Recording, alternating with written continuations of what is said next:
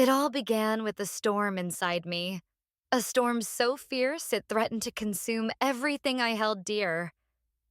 I was alone, utterly alone in a world that felt like it had turned its back on me.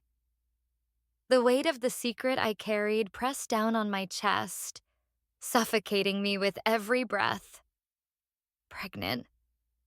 That word echoed in my mind like a death sentence, a cruel reminder of my failure, not just as a woman, but as a human being. My hands trembled as I stared at the small white pills scattered across the table. They were my only escape, or so I thought. I swallowed them one by one, each pill tasting like regret and despair. My vision blurred and my body grew heavy as darkness crept in. In those final moments before unconsciousness claimed me, I whispered over and over again, "I'm sorry. I failed." Failed myself, failed my family, failed even the life growing inside me, a life I couldn't bear to face. But fate wasn't done with me yet. Someone found me lying there, half dead, and called for help. When I woke up in the sterile hospital room, surrounded by strangers in white coats, panic clawed at my throat. What if they told everyone? What if the world knew? The shame would crush me, leaving nothing behind but ruins. The doctor's voice broke through my spiraling thoughts. Her name was Molly Palmer, she said, and she wanted to help. Help? How could anyone help when I was drowning in guilt and fear? Every beep of the heart monitor reminded me of the ticking clock, of decisions I wasn't ready to make. I begged her not to tell anyone about the baby, desperate to keep this nightmare hidden from prying eyes. Yet deep down, I knew no amount of secrecy could erase what I'd done, or what I still had to face. When Buer Newman first heard the news, his world turned upside down. Donnie's confession about her pregnancy was like a punch to the gut, and instead of stepping up, he lashed out in anger. "You're trying to trap me," he spat, his voice trembling with rage. The thought that she might have planned this, a deliberate attempt to derail his dreams, consumed him. He stormed out of her apartment without looking back, leaving her alone in tears. That night, as he lay awake staring at the ceiling, doubt gnawed at him. Was it really her fault? Or was he just too afraid to face reality? Days later, when Donnie didn't answer his calls or texts, guilt began to creep into his mind. But nothing could prepare him for what came next. Returning to her place unannounced, he found her lying motionless on the floor, an empty bottle of pills beside her. His heart stopped. For a moment, he thought she was gone. Panic surged through him as he dialed 911, his hands shaking so badly he could barely press the numbers. As paramedics rushed her away, he sat frozen, replaying their last argument over and over in his head. Her words echoed hauntingly. "I don't want anyone to know." And now here she was fighting for her life because of him. The hospital waiting room became a prison for Buer's thoughts. Every second felt like an eternity as he wrestled with guilt and fear. What kind of man had he become? How could he abandon someone who needed him most? When Molly Palmer emerged from Donnie's room, her expression unreadable, Buer braced himself for judgment. Instead, she simply said, "She'll be okay. For now." Those 4 words hit him harder than any accusation ever could. It wasn't relief he felt, it was shame. Shame for not being there when she needed him most. But Buer's troubles were far from over. News of Donnie's condition somehow reached his family, and they descended upon him like vultures circling prey. His father slammed his fist on the dining table, shouting, "If you stay with her, you can forget about us." His mother sobbed uncontrollably, pleading, "Your future is slipping away, Buer. You've worked so hard to get where you are." Even his younger sister chimed in, reminding him how much their parents sacrificed for his education. Their words cut deep, but none stung more than the realization that they were right, at least in part. If he chose Donni, everything he'd built would crumble. Yet if he walked away, he'd lose himself forever. In a desperate attempt to escape the chaos, Buer visited Donni again. Sitting by her bedside, he took her frail hand in his and whispered, "I'm sorry, I failed you." Her eyes fluttered open, meeting his gaze with a mixture of pain and forgiveness. In that moment, something shifted within him. He realized that running wouldn't solve anything. This baby wasn't just a burden, it was a life, one they had created together. Still, making amends wouldn't be easy. His family had already started distancing themselves, sending silent messages of disapproval. Friends whispered behind his back, calling him reckless and foolish. As days turned into weeks, Buer faced a new kind of battle. One fought within himself. Could he rise above his fears and stand by Donni? Or would he let external pressures dictate his choices? The weight of these questions pressed heavily on his shoulders, but amidst the turmoil, a flicker of hope remained. Perhaps, just perhaps, love could conquer even the darkest storms. Molly Palmer wasn't just a doctor. She was a woman burdened by ghosts of the past. As she sat across from Donni, her hands trembled slightly while reviewing the test results. This wasn't just another teenage pregnancy case. This was personal. Years ago, Molly had harbored an unspoken love for Donnie's mother, Steph.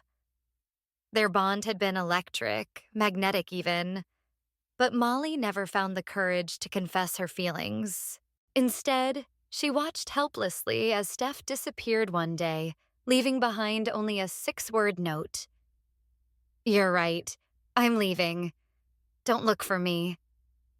Those words haunted Molly every single day since. Now, sitting with Donni, Molly felt the weight of history pressing down on her chest. Every tear Donni shed reminded Molly of Steph. The same vulnerability, the same sense of being cornered by life's cruel twists. "Listen, Donni," Molly began, her voice steady despite the storm inside her. "I know this feels impossible right now, but you have options. You always do." Yet, as the words left her lips, doubt crept into her mind. Hadn't she failed Steph all those years ago? Could she truly prevent history from repeating itself? The tension escalated when Dr. Gibson approached Molly later that evening. His expression was grim as he demanded answers. "Are you planning to inform Donnie's parents about her condition?" he asked pointedly. The question struck Molly like a thunderbolt. Legally, she could withhold information if Donni insisted, but ethically? That gray area gnawed at her conscience. What if telling Donnie's parents saved her from further harm? But what if it drove her deeper into despair? As the hours ticked by, Molly wrestled with conflicting emotions. Memories of Steph flooded back. How they used to laugh together over coffee laced with cinnamon. How Steph taught her to stand firm against the medical director's tyranny. And then there was the fight, the silence, and finally the goodbye that came without warning or explanation. Molly clenched her fists, trying to push away the guilt that threatened to consume her. She couldn't save Steph, but maybe, just maybe, she could save Donni. But saving Donni meant navigating treacherous waters. When Donni pleaded with her not to tell anyone about the pregnancy, Molly hesitated. Her professional duty clashed violently with her emotional turmoil. If she kept quiet, she risked violating hospital protocol and potentially endangering Donnie's life. If she spoke up, she might lose Donnie's trust forever. It was a no-win situation, yet Molly knew she had to make a choice. and soon. Late that night, after most of the staff had gone home, Molly found herself standing outside Donnie's room. Through the glass window, she saw the fragile figure lying in bed, tears streaming silently down her cheeks. Molly's heart ached. For a moment, she considered walking away, letting someone else handle this mess. But deep down, she knew she couldn't abandon Donni. Not when she'd already abandoned Steph once before. Summoning every ounce of courage, Molly entered the room. "Donni," she whispered, sitting beside her. "I need you to trust me. Whatever happens next, I promise I'll do everything in my power to protect you." Donni looked up, her eyes filled with fear and uncertainty. Will anyone find out?" she stammered. Molly hesitated, torn between honesty and reassurance. Finally, she said, "Only if it's absolutely necessary, but I swear your safety comes first." In that moment, Molly realized something profound. Helping Donni wasn't just about saving a patient. It was about redeeming herself. She owed it to Steph, to Donni, and to the memory of the woman she once loved so deeply. Even if it cost her everything, Molly vowed to see this through. Steph, Donnie's mother, had once been the brightest star at the hospital. Her brilliance as an intern was unmatched, her confidence unwavering even when facing the medical director's wrath. Molly remembered how Steph would stand tall in meetings, refusing to back down despite the pressure from senior staff.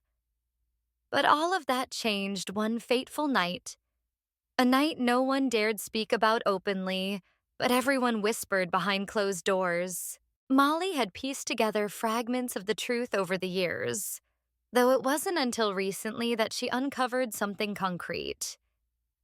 Hidden away in the hospital archives was a file detailing an incident involving Steph and several male interns. The words on the page chilled her to the bone. Group assault. Victim coerced into silence under threat of career ruin.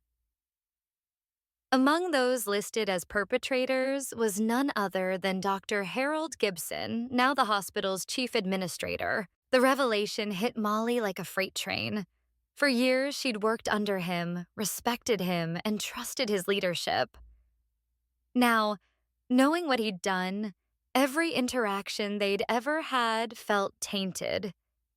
She couldn't unsee the smug look on his face during board meetings or forget the patronizing tone he used whenever disagreements arose. How could someone so vile hold such power? And yet there he was, untouchable, unaccountable. What made matters worse was the ultimatum Molly received shortly after discovering the evidence. A shadowy figure slipped an envelope under her office door late one evening. Inside was a single sheet of paper with a typed message: "Keep quiet if you value your career."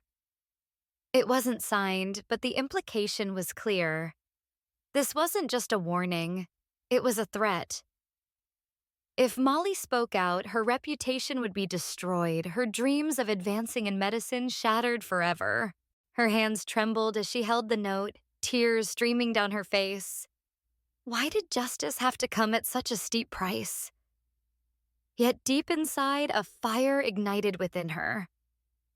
She thought of Steph, the woman who had inspired her, taught her resilience, and shown her kindness. She thought of Donni, lying vulnerable in a hospital bed, unaware of the horrors her mother endured. Could Molly really stay silent while the same man who ruined Steph's life continued to thrive? That night, Molly found herself pacing her apartment, torn between fear and resolve. On one hand, exposing Dr. Gibson meant risking everything she'd worked for. On the other, staying silent meant betraying Steph's memory, and perhaps failing Donni too. As dawn broke, she made a decision. She wouldn't let history repeat itself. Gathering the courage she didn't know she possessed, she began documenting every piece of evidence she could find, determined to expose the truth, even if it cost her everything. Baxter Creed had always been a fighter, on and off the field. As one of the most promising young athletes in the state, he was used to making tough decisions under pressure. But nothing could have prepared him for what happened that evening. Standing on the porch of his modest home, Baxter stared at the man before him with a mix of curiosity and unease. Tom Creed introduced himself with an air of mystery, his piercing gaze locking onto Baxter's. "Listen carefully," Tom said, handing over a sealed envelope. "Your future depends on what you do next." The moment Baxter opened the envelope, his world shattered. Inside was evidence linking his childhood hero, a famous football player, to a gambling scandal. Worse still, buried within the documents was proof that Baxter's own father had once been involved in illegal betting, racking up debts so massive they nearly destroyed their family. The revelation hit him like a freight train. How could this happen? His father, who worked tirelessly to provide for them despite their poverty, had kept the secret hidden for years. Now, it threatened to resurface, dragging Baxter down with it. Tom leaned closer, his voice low but urgent. "If you pick the wrong college, you'll be tied to people who will exploit your talent and your family's past for their gain.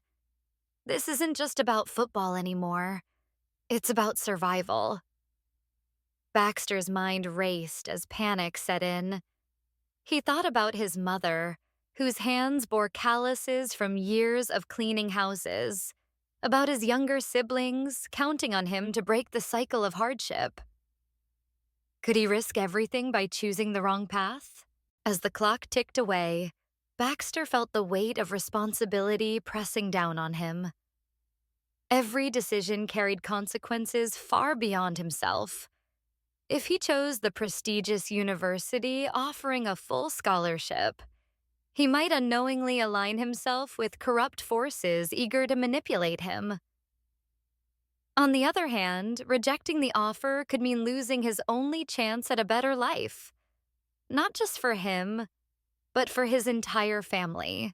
With trembling hands, Baxter clenched the envelope, vowing to protect those he loved no matter the cost.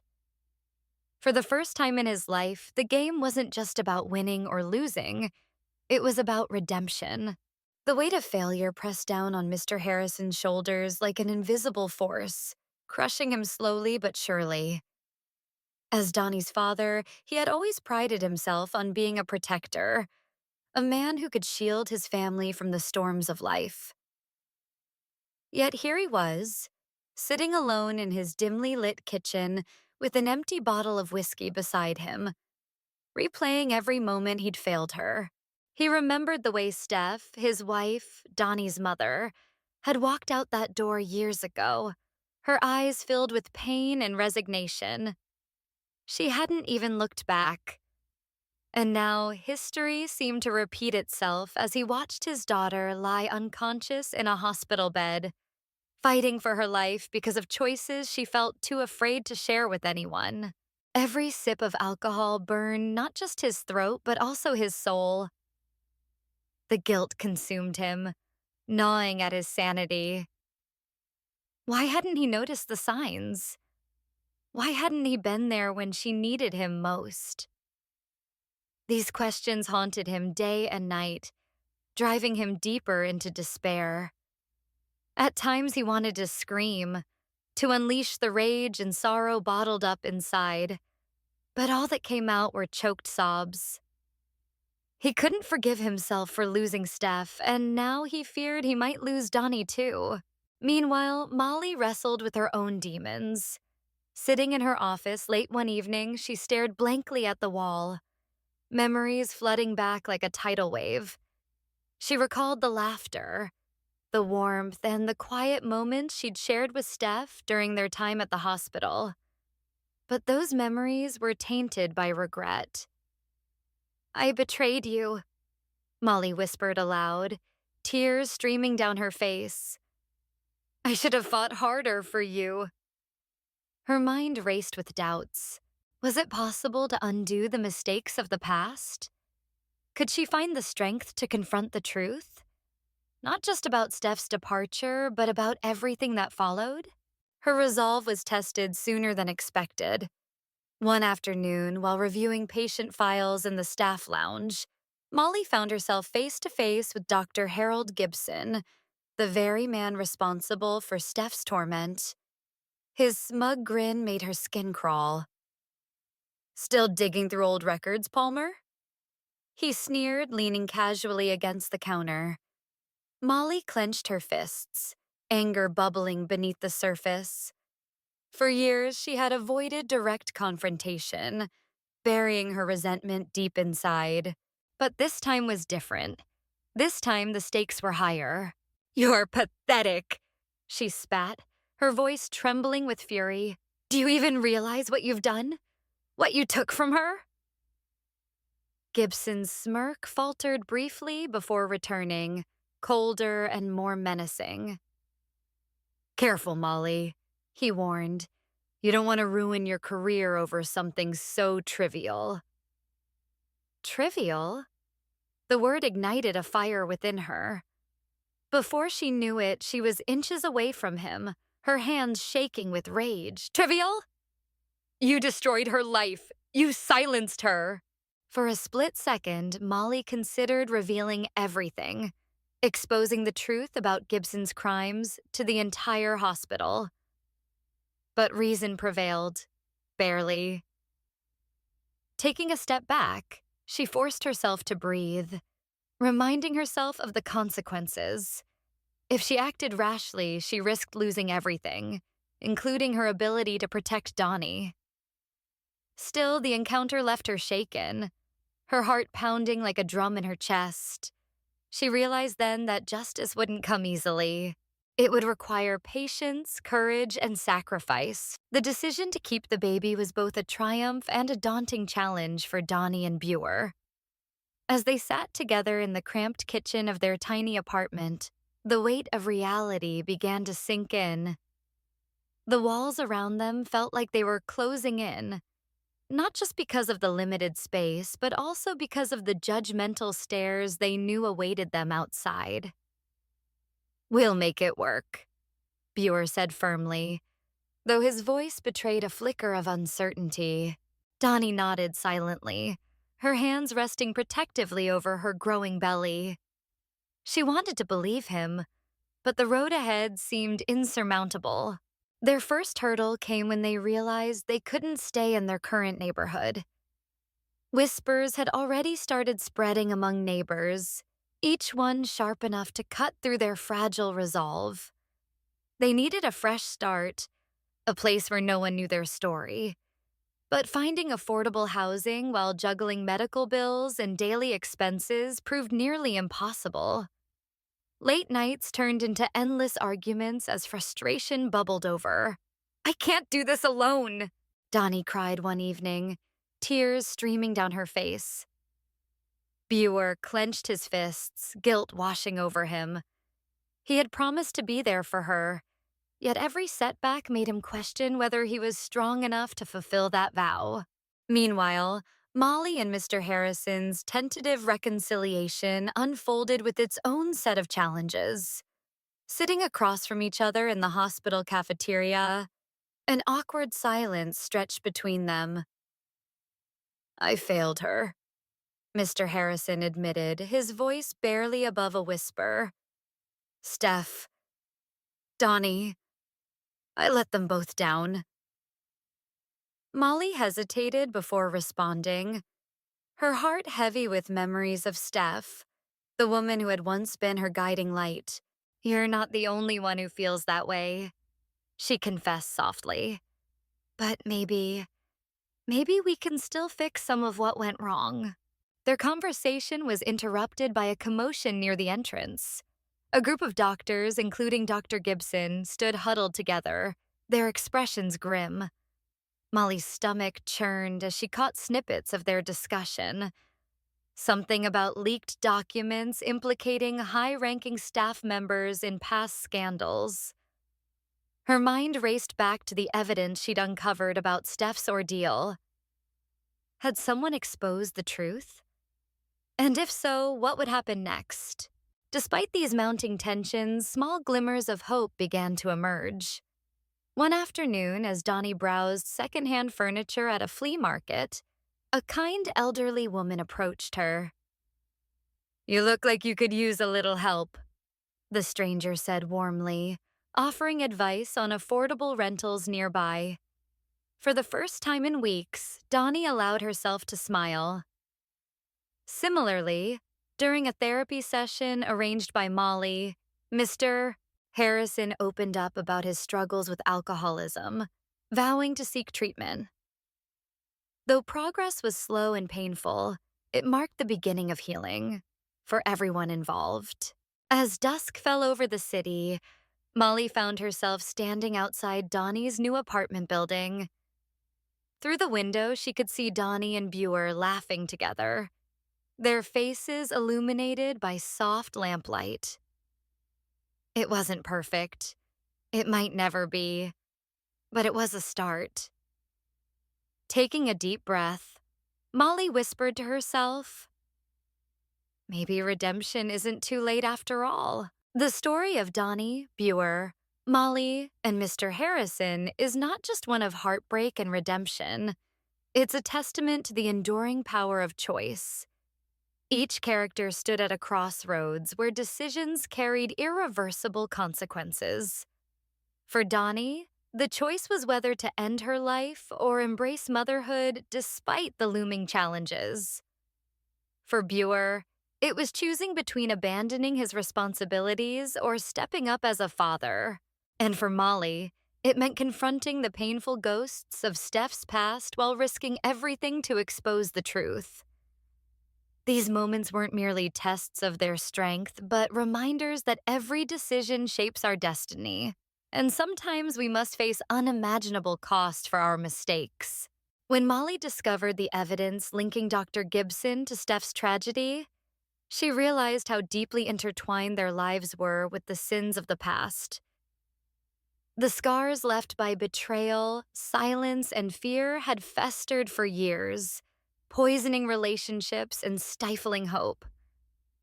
Yet in those darkest hours, something extraordinary happened. Donni chose life, not just for herself, but for her unborn child. Buer vowed to stand by her, even when the world seemed determined to tear them apart. And Molly found the courage to fight back against the forces that sought to bury the truth forever. But this journey wasn't without sacrifice. Every step forward came with setbacks.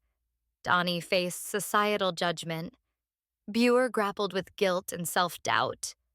Molly risked her career to protect others from suffering the same fate as Steph.